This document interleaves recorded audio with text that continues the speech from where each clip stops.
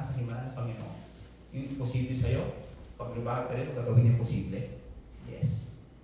At excited ang Panginoon na maranasan mo ang buhay na yan. Kaya dapat, we are willing and eagerly to walk in the new life that Christ given us. Sabi po ni A.W. Tozer, sabi niya, sa kanyang libro, ang tunay, tinagalog na po, tinagalog na po, pero, okay, para mas maganda. Ang tunay na pamumuhay kay Kristo, sabi niya ganyan, ay, ano raw? Nagmumula sa pusong naglalagablab. Di ba? Naranasan niyo bang, naranasan niyo bang dumikit sa isang sunog? Yung naglalagablab na ako, naranasan niyo bang lumapit?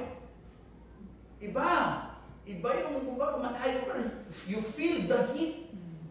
Ito yung sabi ni A.W. Tozer na ang tunay na pamumuhay kay Kristo ay nagmumula sa pusong naglalagablab ng pag-ibig sa Kanya. Kung saan ang pagsunod ay ano raw? Hindi tungkulin o hindi isang kaluguran. Other word, kaluguran ay sabihin, kasiyahan. Kapatid, ang pagpunta niyo every Sunday sa church dapat hindi sa obligasyon niya. Kasi ako ang nilagay na presider. Ako kasi ang tutugtog ngayon. Ako kasi ang mag-aaso. Anything. Sana hindi niyo makita ng obligasyon ito. Kung hindi, isang kasiyahan ang maglingkod sa Diyos. Amen po ba? Dapat ganito ang puso natin sa Diyos. Dapat ganito ang pananaw natin. Ipahin na natin. Magbago na tayo mga kapatid. Iba na ang panahon ngayon. It's time for us to have a full U-turn of our mind, heart, and action. At ipakita natin, Lord, handa na akong sumunod sa bagong buhay na ibinigay niyo po sa akin. So bilang mga Kristiyano, nakabilang na sa pamilya ng Panginoon, tinuri na ng anak ng Diyos at inibig ng Diyos. Higit nating pangunahing gawin ay ang lumakad na naayon sa buhay na ibinigay ni Jesus para sa atin. This is now your top priority. Kasi bakit? Binayaran ng Panginoon ang buhay mo.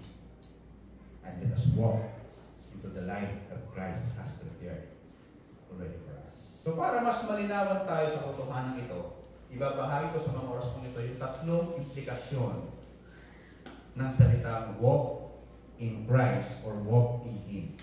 Ayan. So nandun po sa ating pinasa kayo na the three implications. Kasi sabi doon sa English, no? Sabi doon sa English, sa New King James Version. Basahin ko lang po ulit. Sabi doon,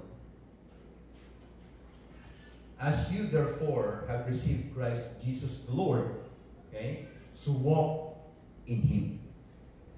Lumakad tayo sa Kanya. Sa Tagalog, hindi sinabi yung paglakad, kundi ang sabi doon ay yamang tinanggap ninyo si Kristo bilang Panginoon. Ang word dito is mamuhay na kayo na may pakikipag-isa sa Kanya. Yaman na kayo na kay Jesus. Kumbaga, total, sila mo naman Kristiyano ka na, tapos sila mo naman na ikaw ay sumasamba na kay Kristo, lubos-lubosin mo na ang pagsunod. Amen ba? Parang yung salita na ginagawa mo na rin lang, itodo mo na ng gusto. Todo na to. Yeah? Todo na to, di ba? Ginagawa mo na rin lang naman yan, ba't hindi mo maibigay yung the best mo? Total, naniniwala ka naman talaga na si Jesus namatay para sa iyo at siya ang solusyon ng iyong buhay, bakit hindi mo pa isagad ang pagsunod sa Kanya? Amen ba? Kung baka sa aeroplano, hindi ka take off pag hindi ka naka-full throttle. So, kung wala sa aeroplano, ano lang, 80-90, hindi mo take off yun. Para mag-take off ang aeroplano, kailangan naka-full throttle po siya. At tunay po siya. Kaya po dapat tayo. It's time for us to fly. Di ba nababago sa lupa? It's time for us to fly. Okay. Iba ang pakiramdam sa taas. Amen ba? Hindi lagi umakit ko ng yung basa. Di ba? Hindi na best umakit dyan. Ang sarap, pwede pa pull kung umakitin yan. Pag nasa taas ka, iba pa rin yung pakiramdam. Sarap pa rin ang pakiramdam. Si Brother Angel, laging umakit sa Namsan Tower to eh. Ginagawa lang yan, paligid doon sa Namsan Tower eh. Diba? Kahit ilang beses mo na naakyat yun, iba pa rin yung pakiramdam ko, napunta ka pa rin doon. Bakit gano'n? Why? Because there is another level of feeling pag ikaw talaga sa taas. Kasi ba't nakikita mo lahat ng bagay? Pag nasa baba kasi, hindi mo nakikita kung ano na yung blessing sa taas. Di ba ang blessing is yung taas? Tama? When the Lord bless us, it starts from above. Kaya always look at from above. Kaya sabi ng Bible, set your mind on things above. Kaya para mas maintindihan natin ito ang pinag-uusapan mga kapatid. At anong ibig sabihin ng walk in Christ na sinasabi po sa ating binasa is may tatlong implikasyon na gusto kong bahagi sa inyo. The three implications about walk in Christ or walking with Him. So nawa po mga kapatid, after natin malaman yung tatlong mahalagang implikasyon ng salitang ito, nawa po, lalo tayo magtaguyod at lalo mapagtibay ang ating pananampalataya at lumago ang ating buhay spiritual sa ating pagsunod sa ating Panginoon. So ano ba yung tatlong bagay ito? Ano yung tatlong implikasyon para mas maintindihan natin yung ibig sabihin ng walk in Christ or walk in Him. So una mga kapatid ay walk in Christ means having confidence living in Jesus' Lordship.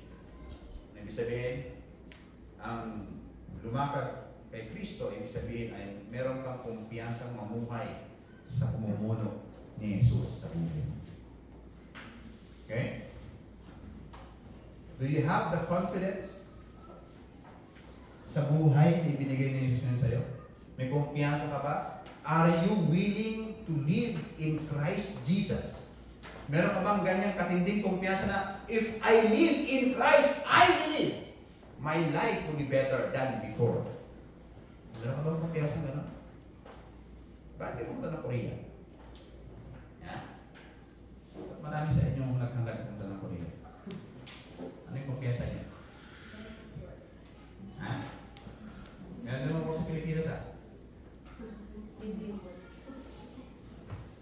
Magtrabaho, marami sa Pilipinas. Pero ba't yung before? Ba't ipinin na Korea? Ba't para mas kumpiyansa pa rin magtrabaho sa Pilipinas? Why? You know, na-prove natin sa ating mga kasama. Maybe may mga nabalita kayo kapitbahay na after 10 years ako patayo ng up and down. Ama, after ng 3 years pa lang na kanilang pagpunta ng Korean trabaho, may nakita ko maganda naman ng mga bahay na. May mga sapatos na magaganda, meron ng mga kotse or something, binabili ng mga ari-ari. Maybe something, yan ang nakita ninyo. And because of that, you have the confidence, ay, magkukuria rin ako. Kasi bakit? Pag gusto ka rin matulad sa mga yan. Because you still seen evidence. How about in living in Christ Lordship? How about doon sa pamumuhay na ayon po sa pamumuhay ng Panginoon? May kumpiyansa ba kayo na pag sumunod kayo sa pamumuhay ni Jesus, may kumpiyansa ba rin kayo na pagpapalain ang buhay ninyo? Do you have that kind of confidence? Ha? Amen. Wala kumpiyansa. Sabi sa Tanas, sabi ko na nga, di ba? Wala siya kumpiyansa talaga, di ba? You know what our brain, sabi ng mga neurologists, pag daw ang ating daw brain is not designed for success. Ating isip, ang ating utak, hindi siya design para magtagumpay. Design siya para magprotekta. Kaya di ba nangyari pag nawala na kayo ng pera? What happened to your brain? Di ba? Nag-worry ka na kung ano may iisip mo. Di ba? Hindi ba yung para pag wala kang pera, okay, I agree that the Lord will bless me. The other side of the coin, parang ano lang yan eh. Parang Abraham lang yan eh. Di ba nung sila umakyat ni Isaac? Sabi ng Panginoon, ialay mo sa Isaac. Diba? Ito yung kanyang anak eh. Patungo sa Mount Moriah. So, not knowingly, habang umaakyat si Isaac at si Abraham, the other side of the mountain, umaakyat din yung totoong offering. Minsan natin nakikita yun eh. Why? Because our brain designed not for success. In In fact, sabi nga, when negative things come in our life, our brain switch immediately to escape. Kaya ano ginagawa mo? Escape plan. Lagi. Anong gagawin na? No? Kaya yung mga iba, pag trabaho pinag-uusapan, para ka natin sa trabaho, nagsisip-sip na sa boss. Kasi bakit? Defense mechanism niya yun eh. Sumisira na ng tao. Yan ang lalabasan na. Naghahari-harian na kasi bakit? Isa lang ang punto niyan. Ayaw niyang mawalan ng trabaho. Kasi bakit? Wala siyang kumpiyansa pag wala siyang trabaho. Mga kapatid, dapat pag kayo na kay Kristo na, dapat hindi na kayo ganyan. Kasi bakit? Mawala ka ng trabaho. Meron kang Kristo. Amen ba? Amen. May Kristo na magpapala sa'yo! Amen. Bakit ka natakot minsan? Namatay na nga si Jesus dyan sa buhay na meron tayo. Why we are always feared in this life? Kasi nga yung brain namin, tinuturuan ka niyang matakot. Dapat ngayon, magising ka sa turuan. Kaya nga may salita ng Diyos, di ba? Kaya nga nabuo ang Biblia eh. Nasali na po ito sa iba't ibang lingwahe. You know what? The only book in the whole world na nasali sa mga iba't ibang lingwahe at mga dialect is the Bible. May Ilocano, may Kankanaoy, may Tagalog, may Bicolano. Ano pa sa Pilipinas sa napakarami ng dialect na isali ng Biblia? Di mo maintindihan ng English? Pag Tagalog ka, Ilocano ka, di mo maintindihan ng Tagalog. Eh di mag-Ilocano Bible ka, napakarami mga kapatid.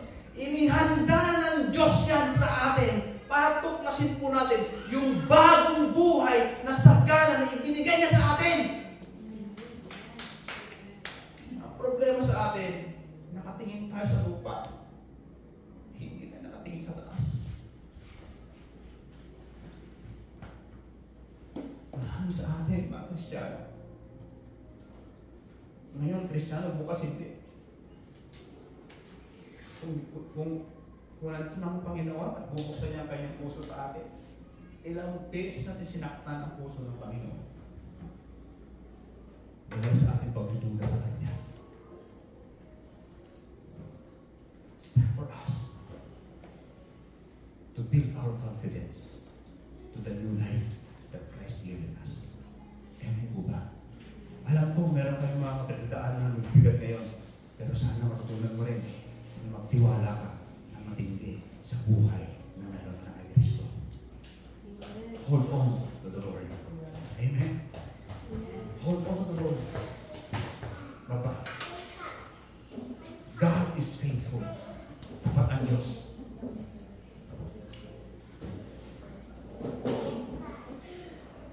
Sinabi ni Apostol Pablo, tanggapin ninyo si Kristo bilang Panginoon.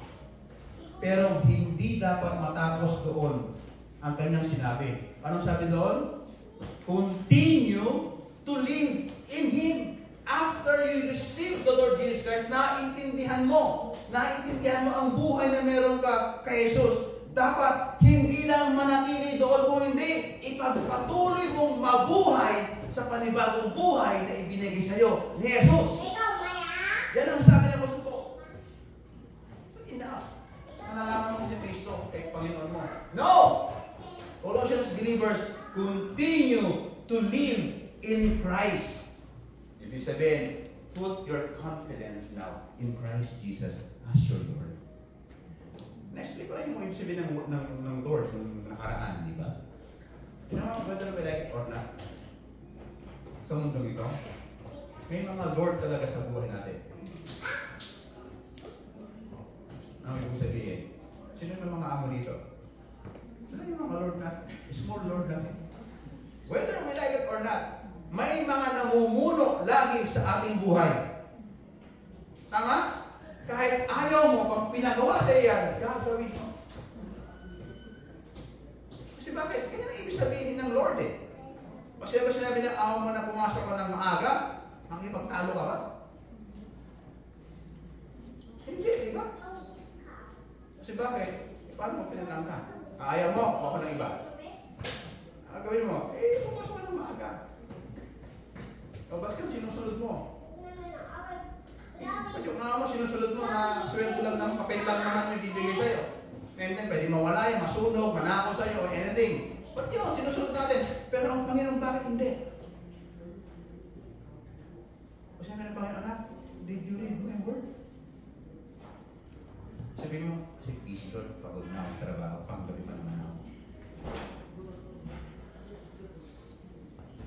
It's time for us to put confidence in the Lordship of our Lord Jesus Christ. Ano sabi niya sa Panginoon? Ano sabi niya sa Matthew? Those who are laden and burdened, come unto me. My yoke is easy. Diba? God is inviting us to live in Him. Kasi bakit?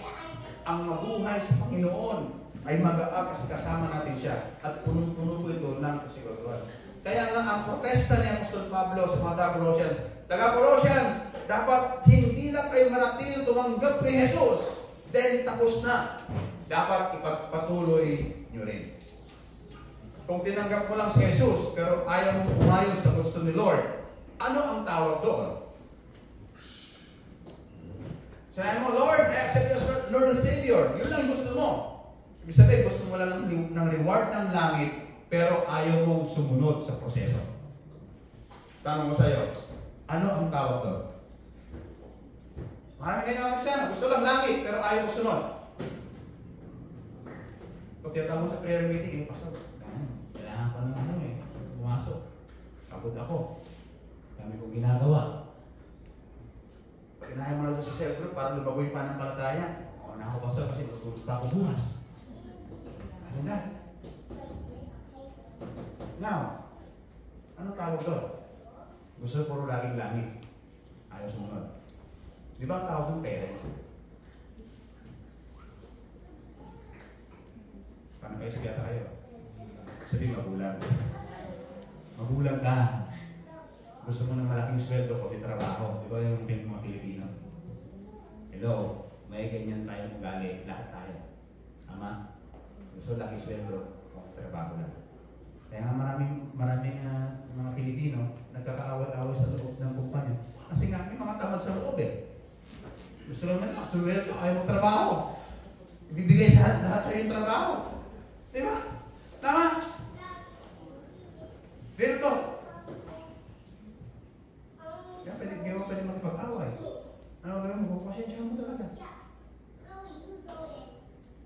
Pero hindi alam, ginagawa natin din yan spiritually.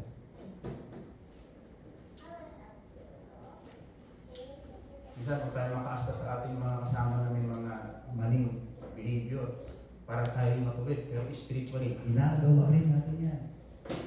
Gusto natin ng blessing. Pag blessing tayo, nakataas ang kamay. Pero kung mga problema na, puro reklamo sa Panginoon. Ano yan?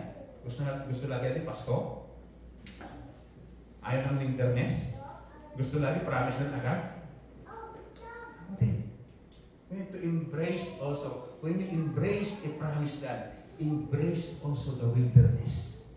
Amen? Because the promised land, the prerequisite of promised land is wilderness. Kaya gusto ko masinso pero ano magtrabaho. Alam niyo ako nasa isang way of business noon. Nating multi-level marketing. Mga Pilipino, pag inaalok mo, free ba yan?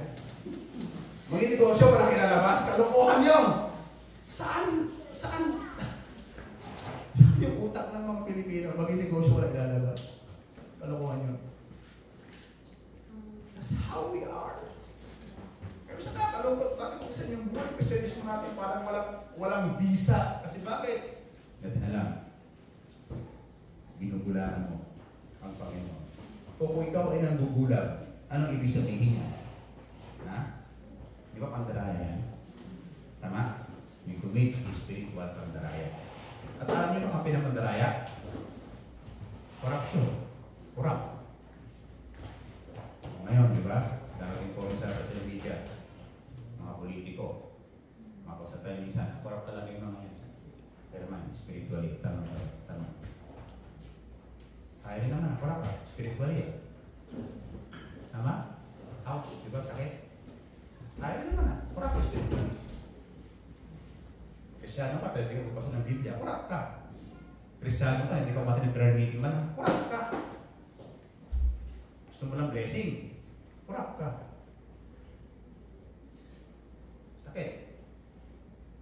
hindi ma-develop sa atin yung confidence na mabuhay ito sa Lordship ng Panginoon.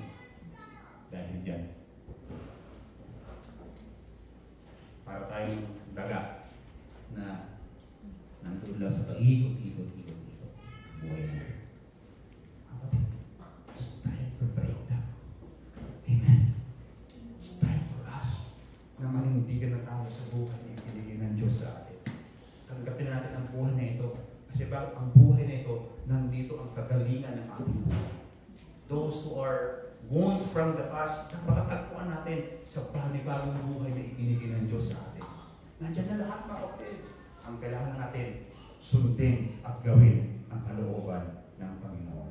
Yung salita kong word na receive, ang meaning po niyan is to receive, or dalawa pong aspeto kasi yan sa Greek word, yung tinatawag na yung para lang paano. Ayan, nandiyan para sa slides natin. Ayan. Dalawang word po yan. Let me give you for the sake of discussion para mas maintindihan natin yung word na receive na sinasabi sa Colossians, no? No, sa Griego po yan, meaning is you receive, you took, or you accepted. Yan, in the tenses yan, yung word na eros kasi yan, refers to a decisive, completed action. Ibig sabihin, nung sinabi ni Apostle Pablo, you receive Christ as Lord, ibig sabihin, naintindihan ng mga taga-Colosas yung kanilang tinanggap. They know the meaning of life of Christ na tinanggap nila. Maliwanag sa kanila yun, kaya nila tinanggap Sabi ni Apostle Pablo, naliwanagin na kayo. Ang problema, kailangan niyo pagpatuloy. You need to walk. Don't receive Christ passively. Yes, Pastor, nandun mo si Christ. So, ano sa gagawin mo? You need to walk the life that Christ given you. Sa buhay natin, yung buhay na ibinigay ni Jesus sa atin. Amen ba? At diyan mo mararanasan ang kapangyarihan ng Diyos. Hindi mo mararanasan ang kapangyarihan ng Diyos kung magitan lang ng mental awareness or assessment. Kaya ang transformation ng isang Kristiyano ay hindi sa napakarami niyang alam sa Biblia. Hindi po yon. Ang transformation ng isang Kristiyano kung paano sumusunod sa salita ng Diyos. Kasi bakit doon mo mararamdaman ang ibig sabihin ng Word of God once na sinunod mo. Pero hanggat hindi mo sinusunod, hindi mo mararamdaman ang ibig sabihin ng salita ng Diyos. Maaari mo unawaan, maaari mo maintindihan in your mind, in your psychological aspect, level, but in other aspect of your life, you will never understand what is the real meaning of the word of Christ. Oras na mga kapatid, to put confidence in Christ Jesus. Kung naging Kristiyano ka for the past 15 years, ito na yung turning point ng buhay. Konti lang doon pa naiintindihan ang buhay Kristyanismo. Ang buhay Kristyanismo, mga kapatid, simple lang, magtiwala lang tayo sa buhay na meron tayo. So, simple yung po yun. That is, hindi yung pagtaas ng kamay, hindi yung pagbibigay ng offering, buhay Kristyanismo. Bahagi na lang yan ng isang mas malawak pang buhay na alok sa atin ng Diyos. And when you walk in the life that Christ prepared in you, you know what? Excited ang Panginoon. Kasi bakit? Matindi ang buhay na inanday sa atin. You will experience miracles after miracle. When Moses go to the wilderness, he didn't even expect miracle. Pero nung sumunod na siya, sabi ng Panginoon kay Moses, sabi mo sa aking bansa, sa Pharaoh, let my people go. Ilabas mo ang aking bansa sa Ehipto. Doon narasan ni Moses ang matinding himala ng Diyos. At siya ang nag-iisang tao naghati ng Red Sea. Okay? Wala na nakagawa sa buong history ng mundo ito na may kumati sa Red Sea. Siguro may nagpagawa ng dam, pwede umahati. Tutuloy pa rin yung tubig, di ba? Pero ito hindi. By the power of God, Moses experienced the power of God by dividing the sea. Kaya nga may kanta, di ba? Doon nabuo yung kanta na God will make a way where seems to be no way. Doon nabuo yun. Imposible sa'yo? Walang solusyon sa'yo? Sa Diyos, may solusyon. Kaya it's time for us na manangan tayo sa bagong buhay na meron tayo sa ating Panginoon. At mapagpakan ng Panginoon. Sige po. Let's our Lord Jesus Christ. Hallelujah.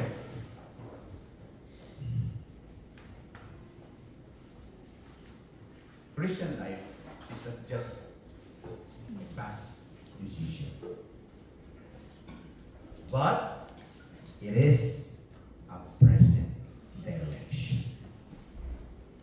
Kapatid ng Kristyanismo ay hindi isang desisyon na ginawa mo nakaraan. Ito ang gabay natin sa mundong ito. Amen?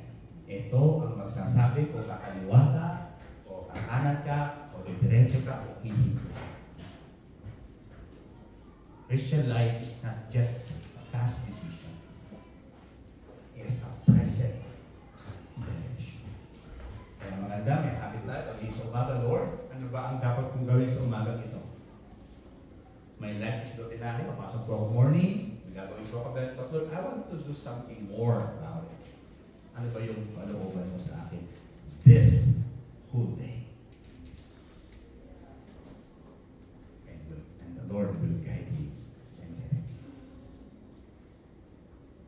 Walking in Christ means living the old self, rule, and choosing daily to live under His Lordship.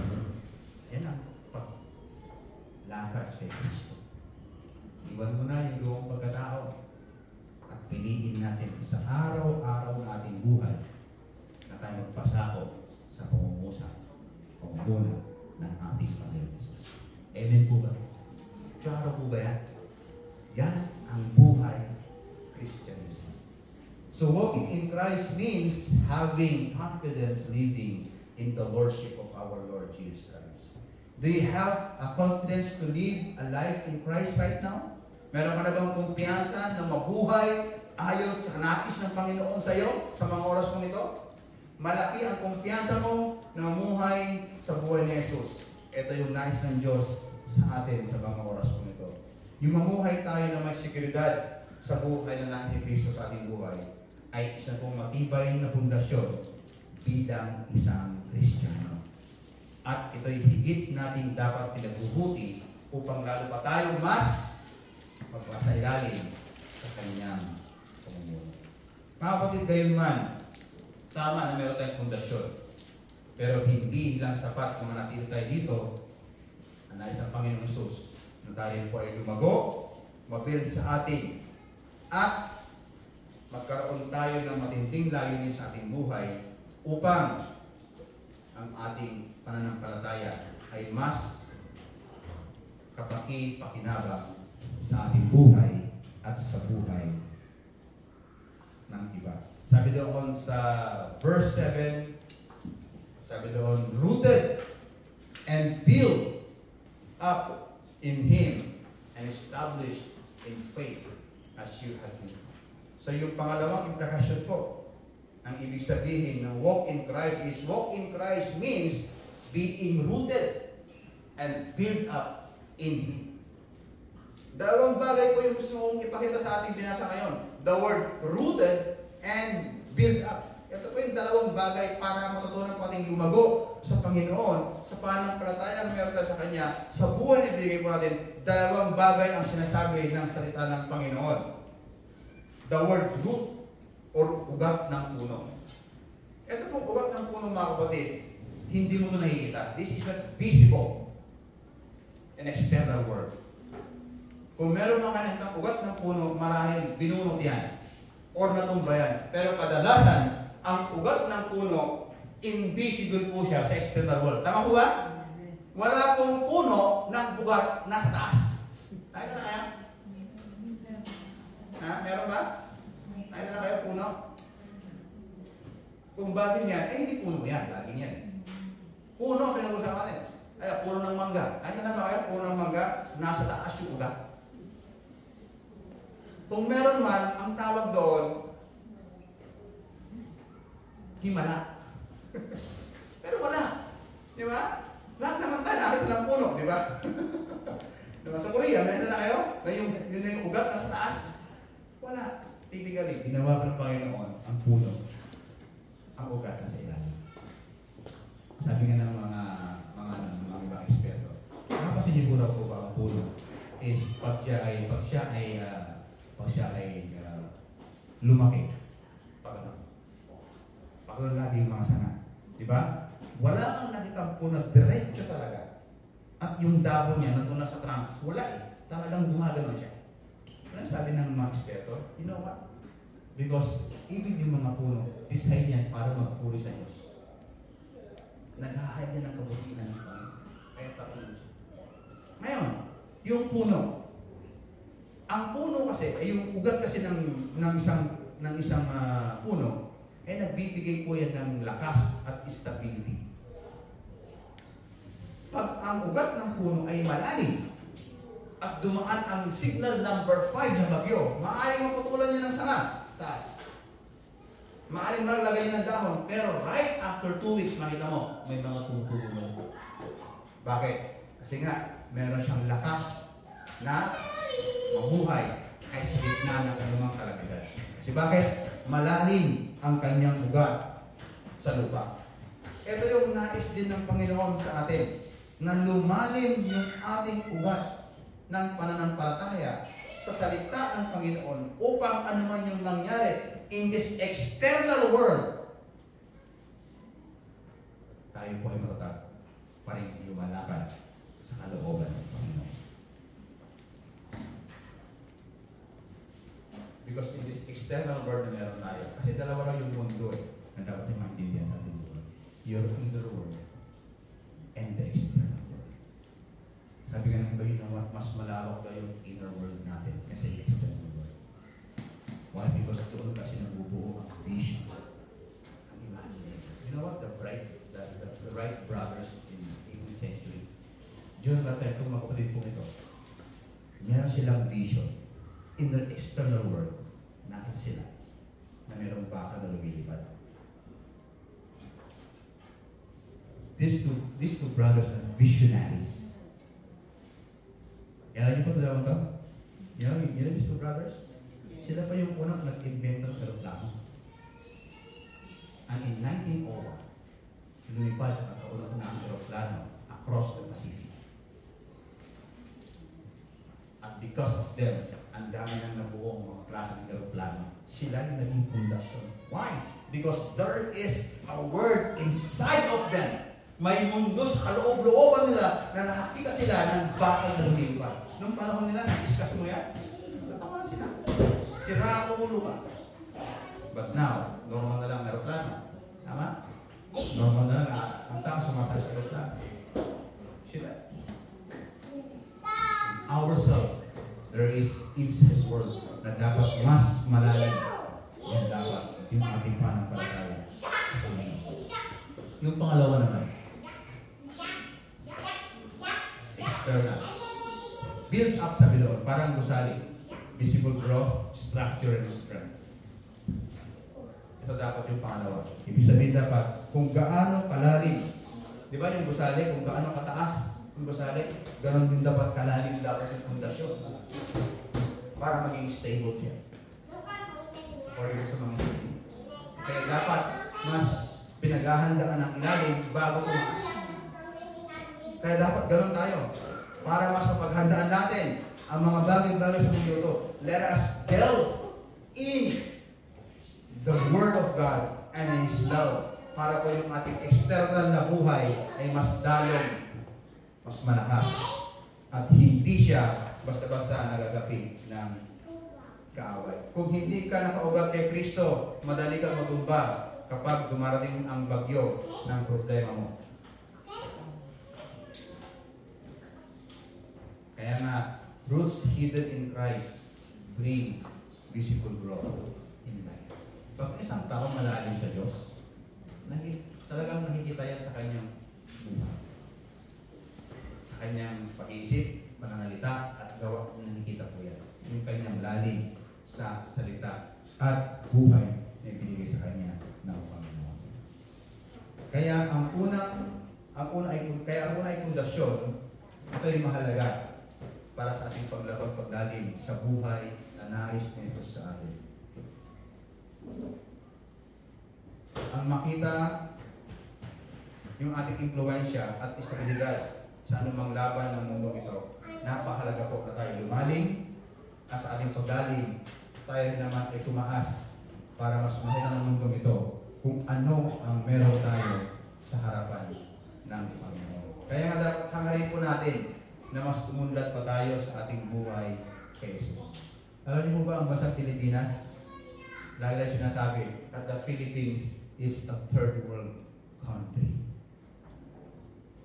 Kalungkot, di ba?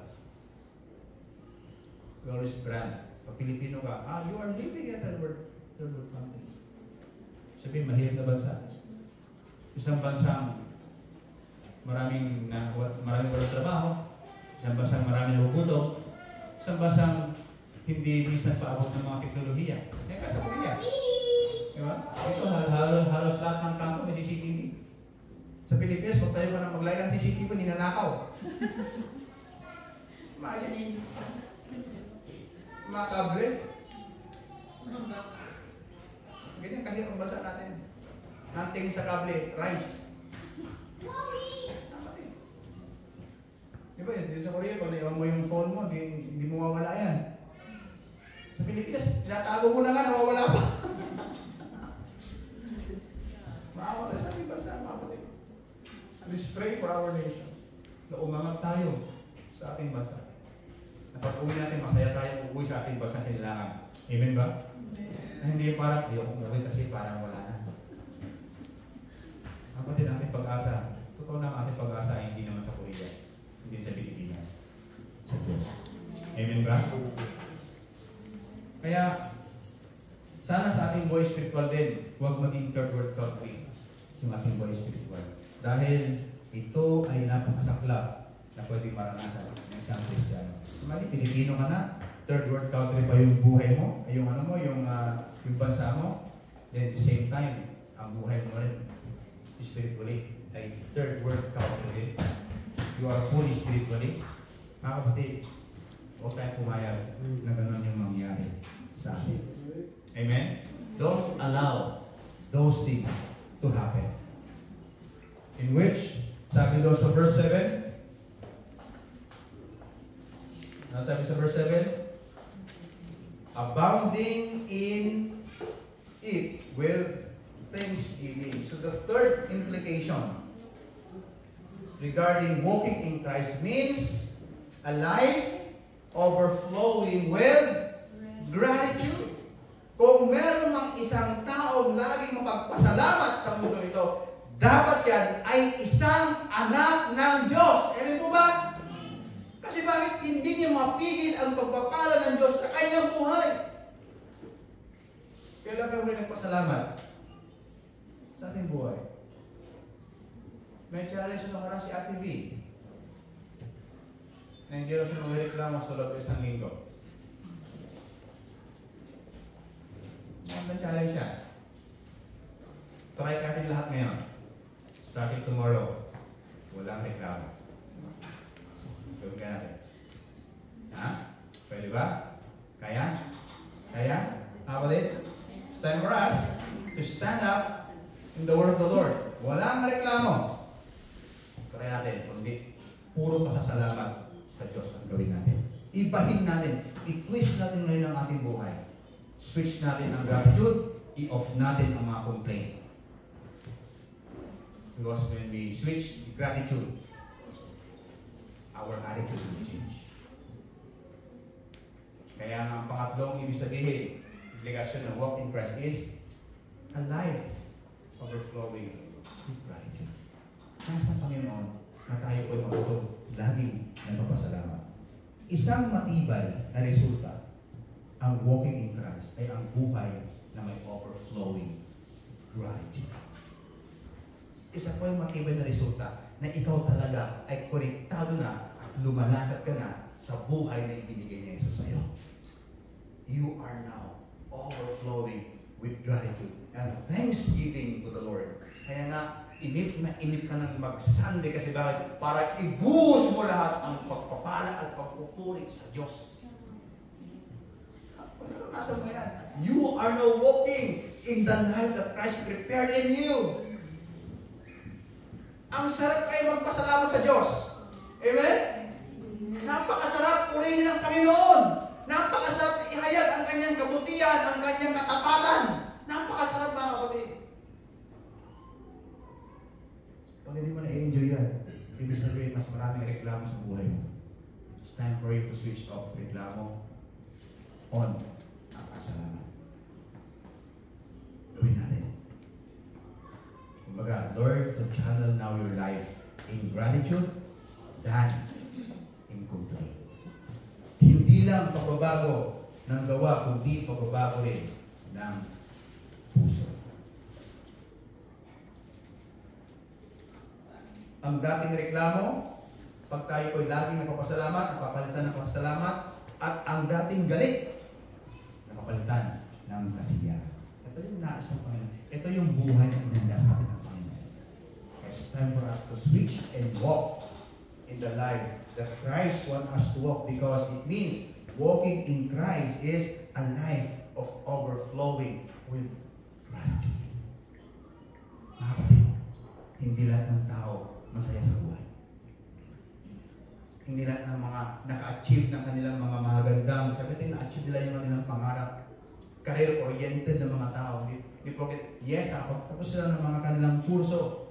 Pero it doesn't mean na sila ay masaya na. We know many people, they have a lot than we are. But until now, they still thrive in happiness and joy. Kasi bakit? Hindi nila natutunan ang laging mapagpasalamat sa Diyos. It's time for us to learn to be thankful to what God has given us. Live one day at a time. Kada gising natin, Lord, pasalamat ka agad.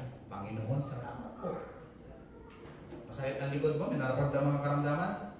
Again, from your mouth, Lord, thank you for the gift of life. Declare that. Always say that in you. Kasi bakit?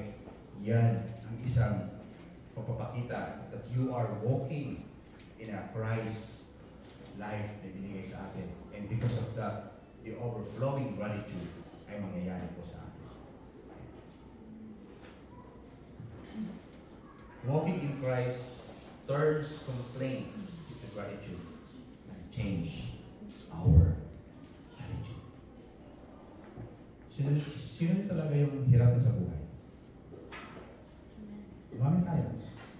Alam niyo ba ang healing nagsisimula sa pag-amin? Kasi pag hindi ka umaamin, you are still in a denial mode. And denial situation never get healing. Kaya mga iba ayaw ng doktor eh. Because dahil ayaw ng gumastos, ayaw niya makita na meron siyang sakit. Ganyan tayo mga Pilipino. Tama? Pero, pag hindi na makalakad, sumusuko ng dugo yan, alam mo, magpapa-emergency yan. Parang ako. Yung hindi na makalakad, magaling hospital. Mabay ni Pastor po ninyo. Kaya bukas may check up po ako. Yes.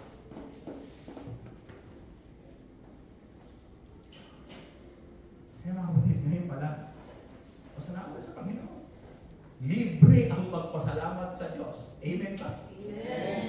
Walang bayad yan. Sulitin na natin sa isang araw kailangan 1,000 thanksgiving sa Panginoon. Sulitin mo na! Walang bayad eh. Pero nakakabuti sa ating buhay. Nakakabuti sa ating buhay spiritual. Nakakabuti sa paglakad mo sa mundong ito. Sulitin na natin. Kasi mula bukas, bilangin mo kung ilang beses magpasalamat sa Panginoon. Ikot mo, Lord, kailangan maka-1,000 ako. Pasalamatan kita. Kasi bakit? Totoo naman na ikaw ay dakila sa akin. Allow those life na mas tumingkat sa buhay natin ang pasalamat kaysa mga bagay na negatibo sa atin. Alisin mo na ang buhay mo ron at dalhin mo na sa isang buhay na magpasalamat. Amen? Amen. Serve. I Finally, the Lord will be with you. Kaya sabi ni Moses, Lord, if you were not with us, hindi kami aalis sa mundo nito. Nagandun tayo, Lord, kung hindi kasama sa akin, kaya sabihin na isang 5 bilyon katrabaho dyan, kung wala ka doon, I will stay here. Dahil ang kailangan ko, ang presensya mo, hindi ko ano mang ino-offer ng mundo ito. And we thank you.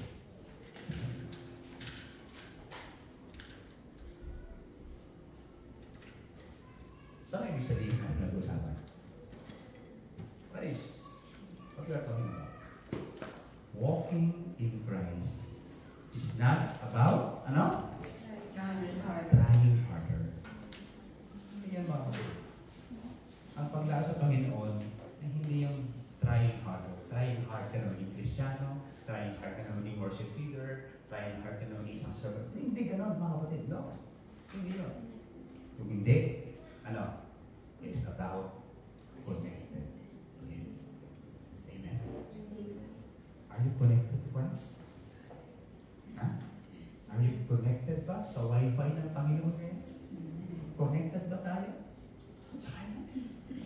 Yan ang buhay Kristiyano. Yan ang paglakad sa Diyos. Konektado kay Jesus. That your everyday life, you are connected to the power of your life. That is in Christ. Walking in Christ means is not to be trying hard to be committed. No, alam niyo po, mahirap maging Kristiyano. Kasi try to be a Kristiyano, mahirap. Ang daming bawal. Pero hindi yun ang pagiging Kristiyano. Ang pagiging Kristiyano, ay konektado ka lang kay Jesus. Question is, are you connected in Christ right now? Makausap po tayo mga kapatid. Kung gusto mong iwanan ang luma mong buhay at mabuhay na bago kay Kristo, ito lang yung mga dapat mong tandaan para maging konektado kay Kristo. Tatlong bagay lang. Kaya mga kapatid, walking in Christ is not about trying harder. It's about staying connected to Him. Tulad ng puno na nakaugat sa lupa, gayon din tayo dapat nakaugat kay Kristo. Ito tatlong bagay na dapat natin tandaan. Madali lang. Una, magpatuloy kay Kristo sa araw-araw. Amen? Bukas ulit. Pag-isyon sa umaga, ituloy mo lang yung buhay pananampalataya mga beso. Yung lakad, yung new life na meron ka, ituloy mo lang yan. Makakaiwas ka sa gawa ng mundo ito. Just continue your walk in the Lord. Pangalawa, mag-ugat at magpatibay ka sa Kanya. It means, part of your being connected in Christ, we need also to be connected to His Word. Amen ba? Alam ko, marami na nagpapasal sa ng Panginoon. At nawa, ang pagpapasal sa ng Panginoon ay hindi obligasyon, kundi isa na kasiyahan. At ito, pamuhay tayo ng puno ng kasalanan. So I am excited next Sunday na ang mga mukha natin ay mukha na nagpapasalamat sa Panginoon. Amen? Amen. Hindi yung mukhang nalugi. Di ba? Mukhang hindi pinasweldo. Di ba? Mukhang bumali na sa amo. Di ba? Dapat, pagbalik next Sunday, makita ko na yung mga mukhang nagpasalamat sa Lord. Kasi bakit? Nakikita ko ang ningning ni Jesus. Hallelujah! Come on, natin palapakan ng Panginoon. Hallelujah! So walk in Christ. Live old and live with Him. Walk in Christ is living the old and living the new life in Him. It's time for us. Open the door. Let's walk to the path of Christ. Kapatid, di ko yung pingin sa amin. Walking in Christ, living the old, living in Him. Isa ako tayo tumayong na rin at pwede ba rin pagitan yung mga na yung puling kaka? Yung ano yung kanta yun? I love the song. Wala. Dahilang katapatan, di ba? Sadyang kay buti ng ating Panginoon. Sige po. Sabi din.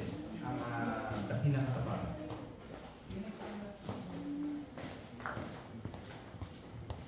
At alin kung inaawit po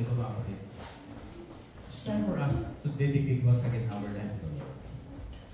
It's time for us to put confidence our walk in the Lordship of our Lord Jesus Christ. Kaya ito na yung oras talaga na angkinin natin yung buhay na binigay ng Diyos para sa atin.